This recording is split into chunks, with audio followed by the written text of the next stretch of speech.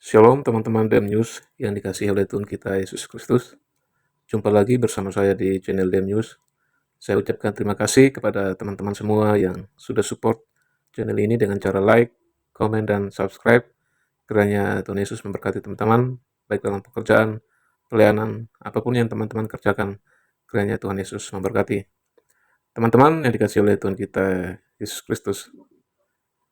Dalam video kali ini kita akan melihat kesaksian seorang murtadin yang luar biasa yang dipakai oleh Tuhan. Di mana dalam ceritanya dia menceritakan bahwa waktu belum percaya Yesus, dia sering mendengarkan lagu-lagu rohani, dan akhirnya lewat lagu rohani tersebut, ia diberkati dan akhirnya mengambil keputusan untuk percaya kepada Kristus sebagai Tuhan dan Juru Selamatnya. Teman-teman, setiap manusia memiliki perjalanan iman yang berbeda. Ada yang sejak kecil mengenal Tuhan, ada yang menemukannya melalui pergumulan hidup, dan ada pula yang justru bertemu dengan kasih Tuhan saat hatinya masih penuh penolakan. Alkitab dengan jelas menyatakan, "Demikianlah firman-Ku yang keluar dari mulutku, ia tidak akan kembali kepadaku dengan sia-sia, tetapi ia akan melaksanakan apa yang Kukehendaki dan akan berhasil dalam apa yang Kusuruhkan kepadanya." Ayat ini mengingatkan kita bahwa setiap firman, setiap pujian, dan setiap nada rohani yang dinaikkan bagi Tuhan memiliki kuasa ilahi. Dalam video kali ini, kita akan menyaksikan sebuah kesaksian yang luar biasa tentang seseorang yang awalnya datang ke gereja bukan untuk mencari Yesus, melainkan dengan hati yang menolak dan penuh keraguan. Namun di tengah ibadah, saat lagu rohani dinaikkan, Roh Kudus bekerja dengan lembut namun kuat, menjamah hati yang selama ini tertutup. Firman Tuhan berkata, iman timbul dari pendengaran dan pendengaran oleh firman Kristus. Melalui pujian dan penyembahan, iman mulai tumbuh dan hati yang keras mulai dilunakkan oleh kasih Kristus. Lebih dari sekedar perubahan pribadi, kisah ini menjadi kesaksian yang berdampak luas. Bahkan seorang ustadz dan rekan-rekannya yang sebelumnya berjalan di jalan yang berbeda, perlahan mulai melihat terang Injil.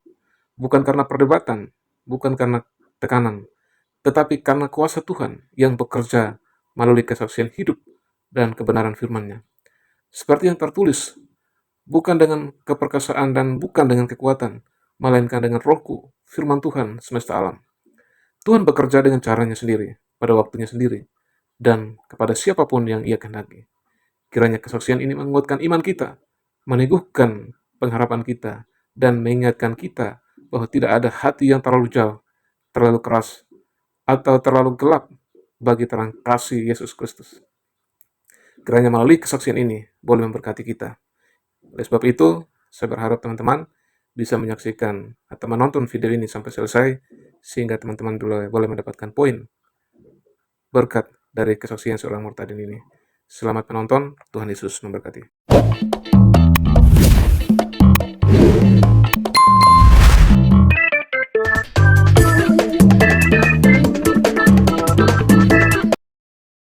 Saat saya masuk, saya merasa asing, merasa terintimidasi gitu loh, kayak aduh, apa saya dicek ya nanti KTP-nya, apa saya diusir ya gini. Tapi ya udah, karena nggak tahu ya, kayak ada dorongan saya harus masuk nih, saya harus masuk.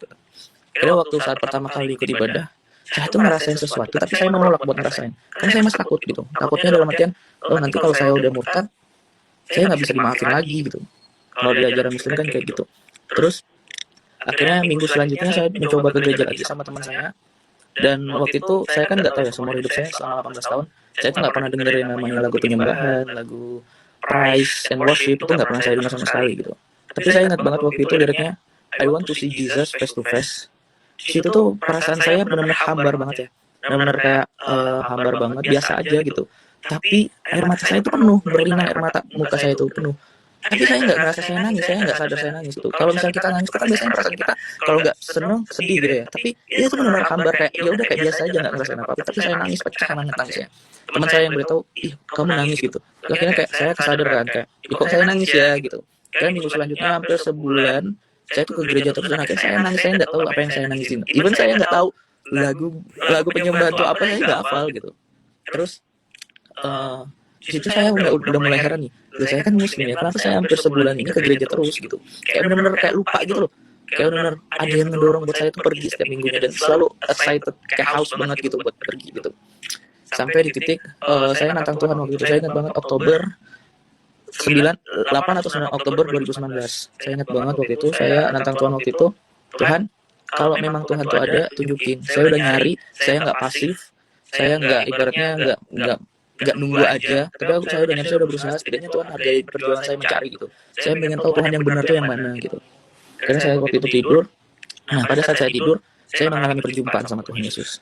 Saya bangun di gua yang sangat gelap banget, dan badan saya itu penuh dengan binatang kelabang. Nah, pada saat itu saya lari, terus ada yang memanggil nama saya. Saya kejar kan orang yang manggil nama saya itu. Terus, tapi kok nama itu makin saya kejar, makin ngejauh, makin hilang gitu. Akhirnya saya udah kehabisan nafas, saya jatuh. Kelabang udah naik setengah tubuh saya tuh. Bro, itu saya ngerasain gimana rasanya digigit kelabang tuh real banget. Saya nangis, saya udah pasrah, saya bakal mati, saya bakal mati. Kelabang udah mau naik hampir ke leher saya, setengah sampai di sini, di leher saya. Terus saya nggak tahu kenapa saya ngomong kayak gini, saya bilang, pelan tapi samar, saya bilang, Tuhan Yesus tolong gitu. Tiba-tiba ada cahaya yang terang banget, semua kelabang lari, dan rasa sakit yang saya rasakan dari gigitan kelabang itu hilang, rasa rapuh, rasa kesendirian, rasa kesedihan, semua tuh kayak ada yang menyelimutinya gitu loh. Kayak saya tuh susah mendeskripsikan apa yang saya rasakan kemarin, cuman kayak itu yang selama seumur hidup saya cari, itu yang saya cari itu. Kehangatan, rasa sayang, kasih, cinta, damai, semua itu mencampur menjadi satu yang kayak, wow, aku nggak mau lepas dari rasa ini gitu. Nah, terus keluar sesosok cahaya yang terang banget. Dia dudukin saya, dia meluk saya, dan itu kayak pelukan yang sangat-sangat membuat saya kayak, aku nggak bisa jelasin perasaannya seperti apa gitu. Terus saya nangis, saya nggak tahu mau ngapain nangis. Terus dia bilang, kamu udah di jalan yang benar. Terus dia ngusap pipi saya kayak gini, dan saya melihat di tangan dia tuh ada lubang. Dan di situ saya tahu dia tuh Tuhan Yesus gitu. Akhirnya pas saya bangun, saya dalam keadaan saya duduk dan lagi nangis. Itu jam 5 subuh, saya ingat banget. Dan akhirnya jam 11, saya memutuskan untuk dibaptis menerima Tuhan. Saya memutuskan untuk dibaptis menerima Tuhan, dan puji Tuhannya 2 hari selanjutnya saya dapat karunia bahasa roh, dibaptis pembaptisan Roh Kudus juga. Dan dari hal itu Tuhan benar-benar memakai aku luar biasa banget, karena aku percaya bahwa bukan aku yang memilih Tuhan, tapi Tuhan yang memilih aku. Ketika Tuhan memilih aku, maka Tuhan punya rencana-rencana besar dalam hidup aku gitu. Nah, and then waktu Desember aku pulang, aku waktu itu ada acara keluarga. Aku dudukin semua keluargaku. Nah, for your information, ketika aku kumpul keluarga, pasti aku yang disuruh imam. Karena keluarga besarku itu suka banget mendengarkan aku melantunin ayat, terus suka dengan doa-doa aku. Jadi mereka selalu nyuruh aku imam. Nah, pada saat itu mereka nyuruh aku imam. Nah, terus akhirnya aku dudukin mereka semua, dan di situ ada semua keluarga besar aku. Ada om aku, ada kakek aku, ini aku semuanya. Terus aku bilang sama mereka, Mami, Papi, semuanya, aku sekarang mau beritahu bahwa aku sekarang udah nerima Tuhan Yesus sebagai Tuhan dan Juru Selamat. Aku nggak bilang aku pindah ke Kristen, aku nggak bilang pindah ke Katolik, aku cuma bilang aku nerima Tuhan Yesus sebagai Tuhan dan Juru Selamat. Jadi aku langsung ditonjok, aku langsung dikurung. Jadi Natal pertama aku dikurung. Terus aku heboh lah di situ, heboh. Aku diruqyah, aku mandi, pokoknya diobatin secara Islam gitulah. Nah, terus tapi nggak mempan buat aku gitu. Akhirnya aku sempat diusir, aku sempat ya pokoknya dicemooh lah sama teman-teman, dijauhin. Sempat ada teman aku mau jadiin aku sate.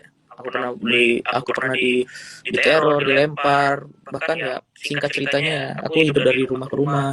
Aku kadang nggak makan 2 hari segala macam. Memang benar-benar harga yang aku bayar banget gitu.